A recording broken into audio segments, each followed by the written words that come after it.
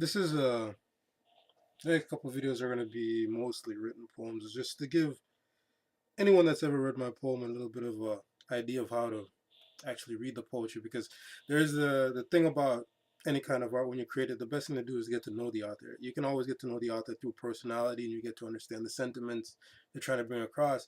But you also have to become familiar with the delivery of the words on the page, because on the page they're two-dimensional. So you want that 3D aspect, like the person is right in front of you and you can relate. Sometimes it's best to see how they deliver the work that you're actually reading. There's one thing that will stand out when you read my poetry. I never use punctuation.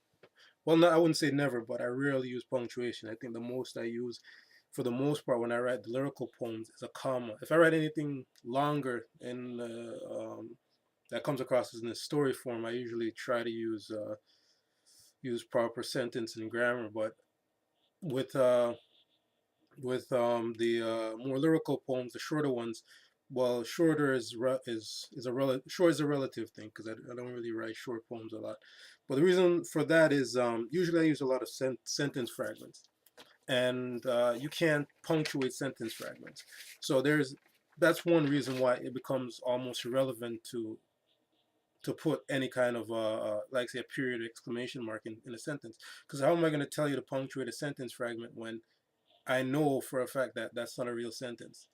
It'll be grammatically incorrect no matter which way I put it. There's also the tempo where the poems are supposed to be read at, and sometimes if they're read at the right tempo, you realize there is no pause. So if I was to put in grammar is supposed to dictate how something is read. In this case, I get it that when you're writing and spoken, when something is written and when it's spoken, is you kind of put it on the page a little bit differently.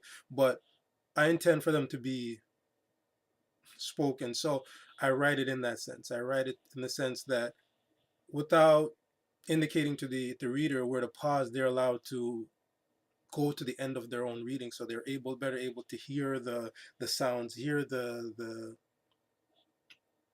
a truer intention that's based off their own interpretation, because that's what really poetry is. I don't want to dictate to them where they need to interpret the poem. They can read it and find different meanings inside of each line that sometimes I didn't even intend to put there, but because of the way they read it, they found a different meaning, or they found a different road to the same meaning that I intended. There's also the awkward word combinations. I put words together in a way that they're not real sentences. If they're so jumbled, they can't be real sentences. So in that sense, you have that drawback where you're trying to make sense of what's going on, and then if I was to put it in a sentence and put a period at the end of it, you still wouldn't be able to say, "Oh well, that was a actual sentence." So that takes away from your actual understanding of the poem. There's also one other thing too, where in my more lyrical poems, the lines are it's just a blend. It's just a blend. The first line will connect to the second line, and the second line will connect to the third line. And then if you read all three together, it'll be one line. So in that sense, putting a period or a comma or a pause in any of that takes away from the true intricacy of what the poetry is trying to bring across.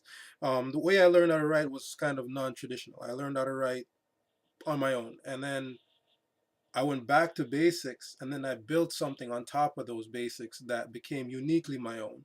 And it's the more I do these videos about how my poetry is read, etc., etc., you'll get to understand why my technique isn't quite the same as it comes across on the surface. There's a lot more going on beneath the poem than first meets the eye. I'm gonna start off with two easy ones. I think these are the two of the simplest ones, and I'm gonna point out a couple of things in each of them.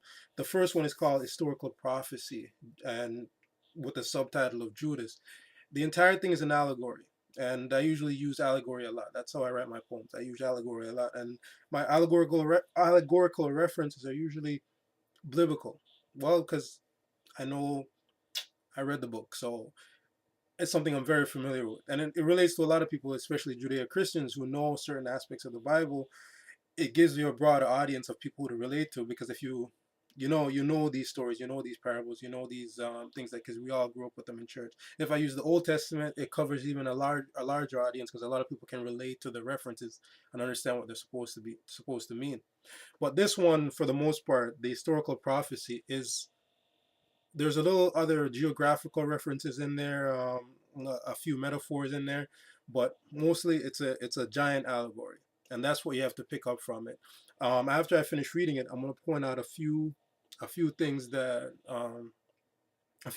you need to pay attention to, that stand out, that'll help you forward in reading more complex poems. I wrote this one. It's not written in the regular lyrical sense, where line by line by line. It's written in paragraph form, and it's not really a paragraph. But usually when you see me write a poem like that, the distinct meaning that each line represents is that meaning. There's no interpretation of that meaning. Once you understand the metaphor, that's exactly what it means. My other poems are a little bit more varied, and you can interpret them that way. So that's why I started out with this one.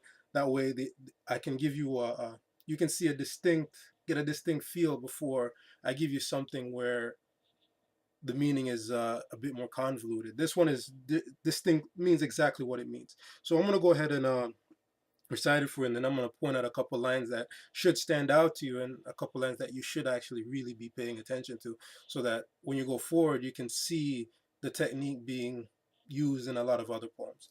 So here we go. Starts off, I'm a lot smarter than I look, always trying to beat the system, so I've got the visions of a crook. And for that I was mistook, even left a lot of the cold-hearted ones shooks. But what did they see about judging the cover of a book? As far as rivers go, I'm the St. Lawrence, a lot deeper than a brook. You know, the one in the kitchen saying she can cook? I'm lyrically gifted, so don't get it twisted. I could kill you with words alone. I turn bread to stone, but I'm not hungry. I shifted uneasily as I spotted the guy with the shifty eyes. I pretended I slept. In my mind I wept as I saw him creep and leapt. There was a grin on my face as he met the end of my blade. Saw him went weak. This hasn't happened yet. It's just a warning. I didn't I don't want to see another mother weep. I've woken up because for a while I've gotten by pretending I was weak. I'm calm, I'm humble, maybe I'm even meek. But don't perceive kindness and letting you live as a sign of being weak. This is what we should always teach, kids. In life, if you think you're the biggest in the pond, there's always a bigger leech, and there's always someone watching, smiling, saying that there's no life in the pond that's out of his reach. And now this is how the second verse goes. We all gotta eat. I really love to share when the food's really sweet, the mutton and the lamb and the bread made with old grain wheat. And I'll always wash your feet because they got dirty as you walked in the street. You see, I got a few Peters on my side, so please don't try to creep. We all gotta eat. And 30 pieces of silver when you're dead don't taste as sweet. I saw them in the evening as they stole my friend Steven. They said they were getting even. Mistakes of the past I'm trying to avoid for the future. The documentary isn't gonna headline GC, Death Unsolved. Who was the shooter? And for all the Marys in the world, I'm glad that I knew you. Don't grieve when I leave you. With there's some things that I leave you. Self, even if no one believes you, we all gotta eat. And the tears bittersweet don't taste as sweet.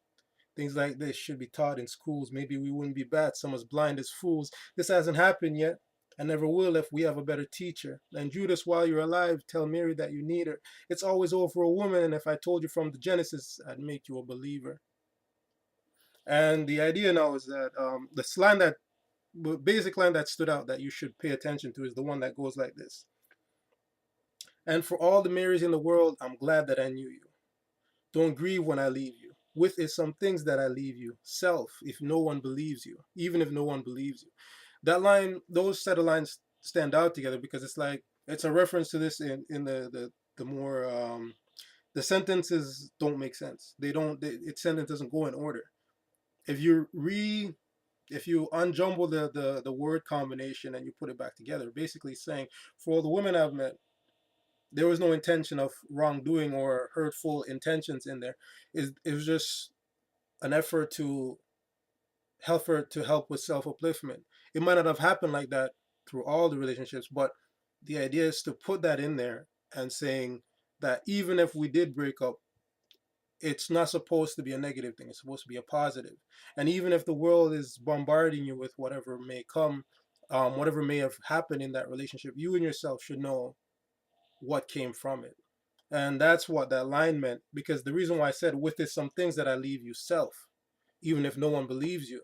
So basically, I left you with yourself, even if no one believes you. And that's how the line is supposed to be read. But it's not written that way.